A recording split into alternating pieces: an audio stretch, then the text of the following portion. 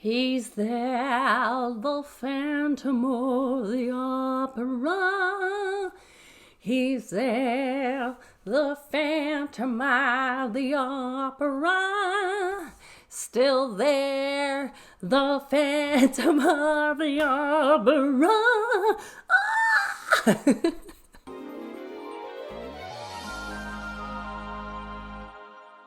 Hello, darlings, and welcome to Performance Perspective, where we talk about shows and then we share our perspectives, whether they're on stage or on television.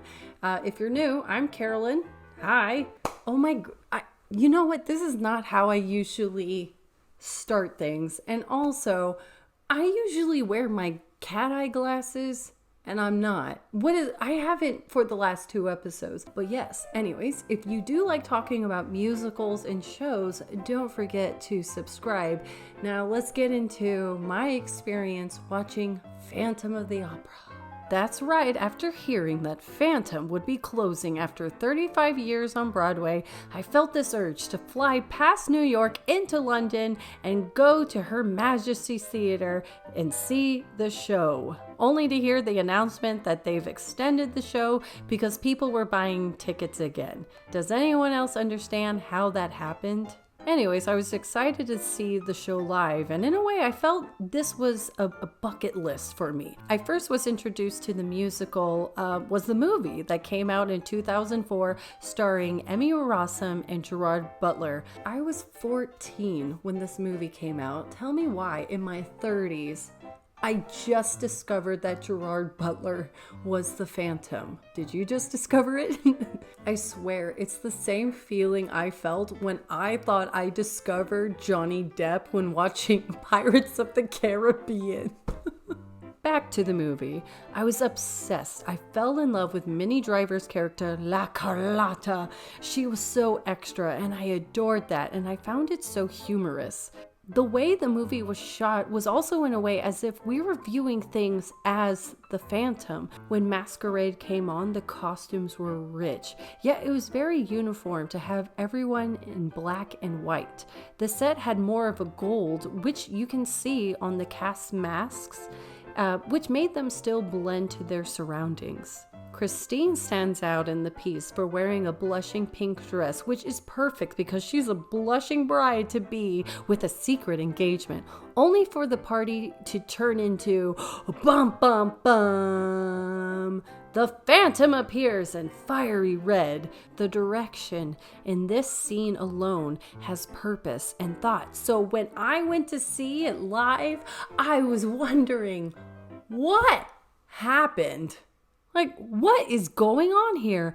Everybody is in different colors, and I was expecting a ball, extravaganza, and Christine came out like this? Also, I never noticed the actress pointing that she had a necklace on with the engagement ring.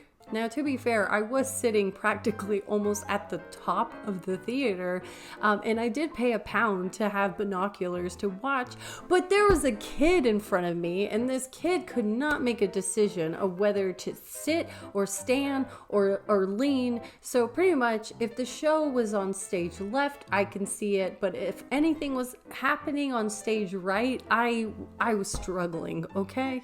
Overall, I had a terrible experience watching the show, and it has nothing to do of where I sat or the fact that it's the show.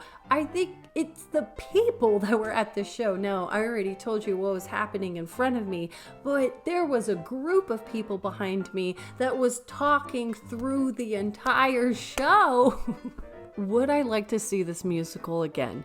Yes. But it needs to close. Watching the stage version, I felt it was outdated, and they never really allowed the show to rest and have a rebirth.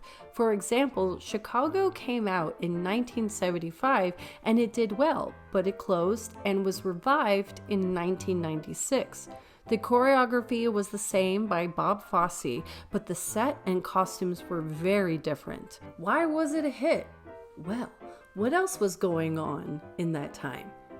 That's right, 1995 was the OJ trial. the significance in the musical about razzle-dazzle them in the court, and how watching law has turned into a form of entertainment.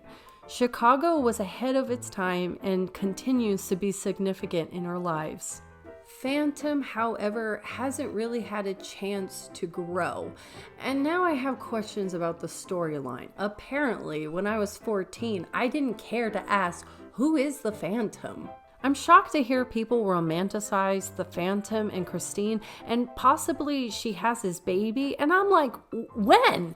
I know he wanted to marry her, but I can't imagine him taking her virginity when in the end of the musical and the story, she goes to kiss him, and it was such significance that he lets her go and then he disappears.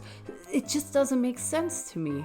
I know there is a part 2, which is Love Never Dies, and it's on Broadway HD. So in February, I'll definitely watch it and share my thoughts. My perspective is that the Phantom has gone on too long, and it shows because it's stagnant. I think with a break and possibly a different theater, there might be more imaginative direction as to what the characters represent in today's time. What you see today is practically the same Phantom that you see back in the 1980s, and you can actually watch it on YouTube. The footage is terrible, but it's a great show for that time. So yeah, I am disappointed because it's almost as if the mentality for this show is, if it's not broke, don't fix it. But I'm not saying it needs to be fixed, it just needs to be expanded.